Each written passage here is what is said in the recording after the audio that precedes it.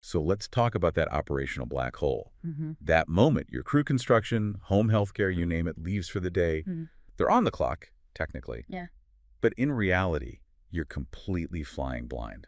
And that anxiety, I mean, that's exactly what we're digging into today. We've gone through a lot of material on workforce management and productivity monitoring. It sounds a little dry. It does, but it's really not. When you look at it for field services, especially here in the U.S., it's about solving the biggest headache out there, the huge gap between your payroll and what's actually happening on the ground. So the mission for this deep dive seems pretty clear then. It's about moving from, I think they're working, Yeah. to, I know they're working and they're safe and they're compliant. Exactly. And without turning into some kind of big brother. Right. And the first big idea in all the research is this concept of real-time visibility. Okay, but that's not just dots on a map, is it? Yeah. Because I think most people hear that and they just think GPS. That's the key distinction. Yeah. A dot on a map is almost useless without context. You need to know their status. Is that dot about to hit overtime? Are they at the wrong address? That's what matters. So that's where something like geofencing comes in. That's where it does all the heavy lifting. It completely changes the psychology of time tracking. How so? Well, instead of you relying on a worker to remember to clock in, Which they never do. Or they forget. they forget. Of course they do. Here, the site itself does the work for them. They drive across that digital line, and the clock starts automatically. It automates the part everyone hates. What I found even more interesting for the business side was this idea of breadcrumb reports. Oh, yeah. It's the ultimate receipts mechanism. Right. Because if a client disputes a bill, if they say your person was only there for 20 minutes, not an hour, you're not arguing. No more he said, she said. You just pull the report. It's time-stamped historical location data. It ends the argument. But here's the snag, and the sources are really honest about this part. Field work is messy, especially in construction or facilities management. If your whole strategy depends on everyone having a brand new phone with a perfect 5G signal, you're going to fail. Oh, absolutely. Think about remote construction sites or rural utility work. You can't just have an app.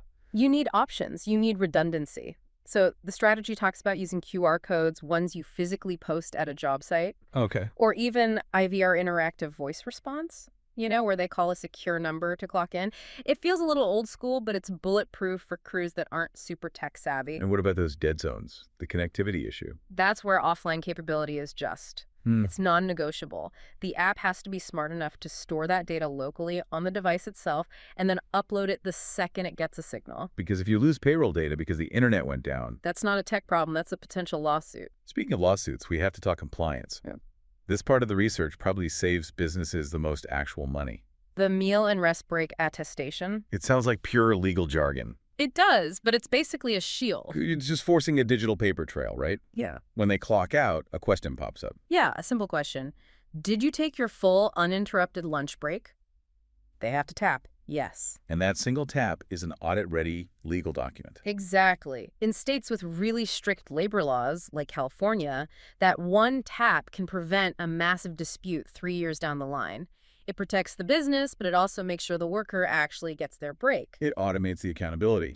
Okay, but stepping back a bit, we're collecting all this data, breadcrumbs, attestations, timestamps. It sounds like a lot to manage. I don't have time to stare at a dashboard all day. And you shouldn't have to. The sources really push this concept called management by exception. Which is really the only way this can work at scale. Precisely. The idea is silence is good news. You set the rules up front. You say, alert me if someone is more than 15 minutes late, or tell me if a vehicle leaves the job site early. So you only get involved when something is wrong. You only engage when the system flags an anomaly. It completely stops that feeling of helicopter management. You're not watching them. You're just letting the system tell you if something is off script. And then, I assume, all that clean data just pipes directly into payroll. That's the final crucial piece, the integration.